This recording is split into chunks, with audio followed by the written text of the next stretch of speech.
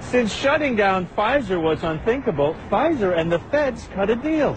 And here's how they did it. Pfizer, located here in New York, owns a company named Pharmacia Corporation, which owns another company called Pharmacia and Upjohn LLC, which owns Pharmacia and Upjohn Company LLC, which in turn owns Pharmacia and Upjohn Company Incorporated. And what does Pharmacia and Upjohn Company Incorporated do? Nothing. It's a shell created to be a legal shield for Pfizer.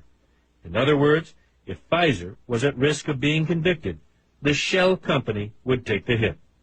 Think of it as the great-great-grandson of the parent company. Birthday, March 27, 2007. Just in time to plead guilty in a kickback case against a company Pfizer had acquired a few years earlier. With that conviction, Pharmacia and Upjohn Company Incorporated, which had never sold so much as a single pill, was excluded from Medicare. 2 years later, when Pfizer was in trouble with Bextra, Pharmacia and Upjohn Company Incorporated, the shell company, stepped up again and pleaded guilty. It was like having an imaginary friend, an imaginary bad guy, to take the rap. And Pfizer, too big to nail, is still doing business with the federal government. It is true that if a company is created to take a criminal plea, but it's just a shell, the impact of an exclusion is minimal or non-existent. Did the punishment fit the crime? Pfizer says yes. It paid nearly $1.2 billion in a criminal fine for Bextra, the largest fine ever. It paid $1 billion more to settle civil suits, although it denies wrongdoing on allegations it illegally promoted 12 other drugs. In all, Pfizer lost the equivalent of 3 months' profit. But even Mike Laux, who spent more than a decade prosecuting some of the largest drug companies in the country, isn't sure that $2 billion is enough to make Big Pharma clean up its act. I worry that the incentives are so great, the money is so great, that has maybe made it, dealing with us, the Department of Justice, as just a cost of doing business. So, Drew, what does Pfizer have to say about all this? Anderson, nothing on camera. After a lot of back and forth, we got a phone conversation with the company's chief compliance officer. He told us, look, Pfizer takes full responsibility for illegally promoting Bextra, and to prevent it from happening again, here's what Pfizer said it's done. It's set up a leading-edge system. It monitors sales reps, tracking prescription sales and proactively looking for signs that its people are illegally promoting these drugs. So is Pfizer doing this voluntarily? No, not all voluntary. Pfizer, they had to sign what's called a corporate integrity agreement with the Department of Health and Human Services.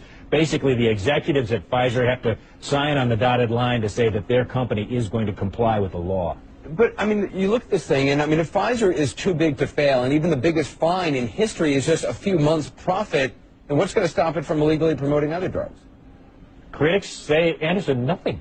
Nothing. They think that this is really, even though it's a big, big fine, you know, what, $2 billion, they say, look, it is a cost of doing business. And until, even the prosecutor, until and unless somebody goes to prison, somebody high up goes to prison, and or the company is banned from selling drugs to Medicare or Medicaid, this activity, like it has in the past with so many other companies, will continue.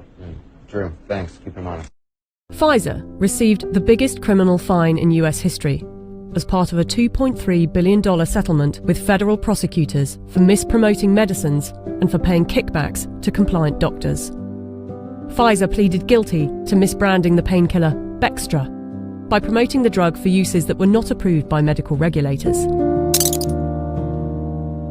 In the 90s, they were involved in defective heart valves that led to the deaths of more than 100 people.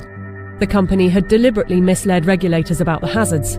The company agreed to pay $10.75 million to settle Justice Department charges. In 2004, Pfizer's subsidiary agreed to pay $430 million to resolve criminal charges that it paid physicians to prescribe its epilepsy drug, Neurontin, to patients with ailments for which the medication was not approved. In 2010, a federal jury found that Pfizer committed racketeering fraud in its marketing of the drug. Pfizer disclosed that during a 6-month period the previous year, it had paid $20 million to some 4,500 doctors and other medical professionals for speaking on the company's behalf. In 2012, the US Securities and Exchange Commission announced that it had reached a $45 million settlement with Pfizer to resolve charges that its subsidiaries had bribed overseas doctors and other healthcare professionals to increase foreign sales. Pfizer was sued in a US federal court by Nigerian families who accused the company of testing a dangerous new antibiotic called Trovan on children without parents' consent and using their children as human guinea pigs. A panel of medical experts concluded that Pfizer had violated international law, and the company agreed to pay $75 million to settle the lawsuits in Nigerian courts. The US case was settled for an undisclosed amount. The list goes on. I don't want to bore you with it. But ask yourself, if it was a car manufacturer, would you buy a car from them? But there is a very small part of professionals which they circulate on purpose misinformation so that they will mislead those that they have concerned. Those people are criminals. They're not bad people, they're criminals.